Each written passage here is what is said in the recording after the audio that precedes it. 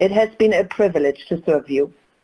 All of my actions and decisions over my 32-year FDA career have been grounded in science, with you in mind and in the best interest of your health and safety. And I will continue to hold fast to these principles moving forward. And now to today's topic, which is the application for licensure of a booster dose of Comirnaty COVID-19 vaccine mRNA. Can I have the next slide, please?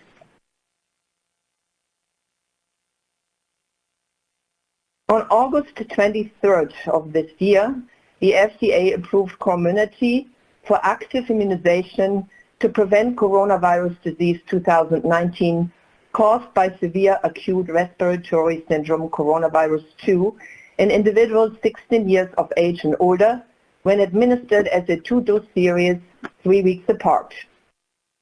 On August 25, Pfizer-BioNTech submitted a supplement to their biologics license application for Comirnaty, seeking approval for administration of a booster dose approximately 6 months after dose 2 in individuals 16 years of age and older. The workshop is convened today to determine whether the data submitted are sufficient to support approval of a booster dose of Comirnaty when administered at least 6 months after completion of the primary series for use in individuals 16 years of age and older. Next slide, please.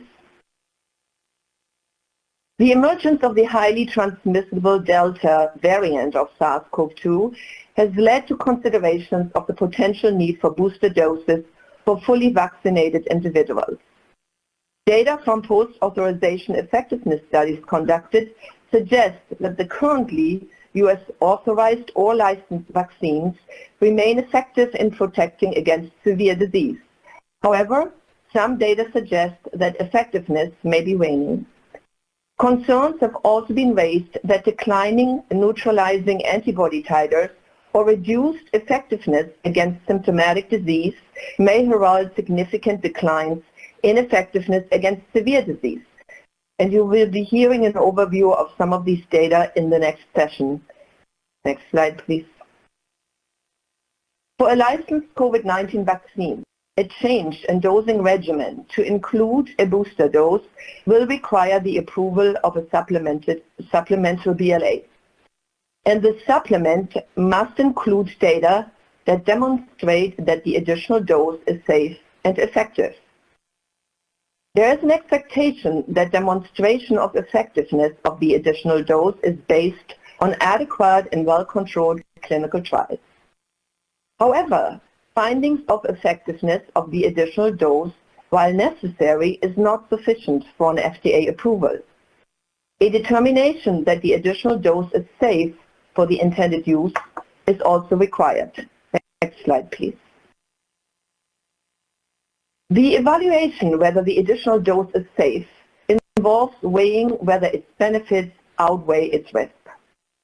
That means that available data should support the effectiveness of a booster dose, specifically against currently circulating SARS-CoV-2 variants. And the benefit of the booster dose should be considered relative to the benefit already provided by previous vaccinations with the primary series. Considering risk, available data should at a minimum characterize the most common adverse reactions that are associated with the booster dose. And uncertainties regarding benefits and risks are also considered. Next slide, please. Post-authorization data demonstrate an increased risk of myocarditis and pericarditis, particularly within 7 days following the second dose of Comirnaty. The observed risk is higher among males under 40 years of age than among females and older males. The observed risk is highest in males 16 to 17 years of age. It is not known whether there will be an increased risk of myocarditis, pericarditis, or other adverse reactions after a booster dose of Comirnaty. Thus, risk-benefit considerations to determine whether to approve a booster dose will need to be informed by the known and the potential risks of the vaccine. Next slide. So to summarize, Benefit-risk evaluations should take into account whether the booster dose will prevent severe cases of COVID-19, including those caused by currently circulating variants, in addition to those prevented by the primary series. The safety profile of the additional dose will also be considered. FDA's evaluation, supported by VRBPAC, of the safety and effectiveness data of a booster dose of Comirnaty in the age groups for which it is currently licensed is thus essential. And this concludes my introductory remarks, and I look forward to a robust and transparent and evidence-based discussion. Thank you. I turn it back to you, Dr. Monto.